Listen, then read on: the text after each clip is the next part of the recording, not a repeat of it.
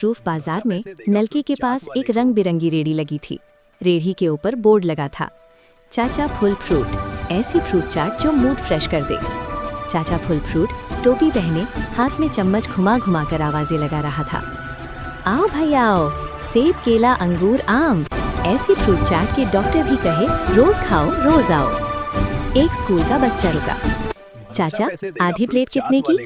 चाचा आंख मारते हुए, बेटा आधी प्लेट के पैसे आधे मगर मजा पूरा। इतने में एक आंटी आई, हाथ में पर्स था। मिर्च जरा कम रखना, मुझे छींके आ जाती हैं।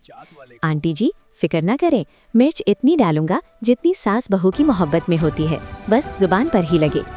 अचानक पीछे से आवाज आई, चाचा चटपटी बनाना। चाचा ने मसाला डालते हुए ऐलान किया, लो जी ये रही चटपटी, जिसे खाकर खामोश लोग भी बातें करने लगते हैं। उसी वक्त एक शरारती बंदर रेढ़ी पर आया, केला उठाया और भागने लगा। चाचा चिल्लाया, ओए बंदर, ये फ्री नहीं है, ये तो वीआईपी केला था। बंदर दरख्त पर बैठकर केला खाने लगा। सब लोग हंसने लगे। आखिर में चाचा ने ऊंची आवाज में कहा, याद रखो फ्रूट चाट वही जो चाचा फुल फ्रूट की हो, वरना पेट कहेगा गलती हो गई। बाजार कह कहो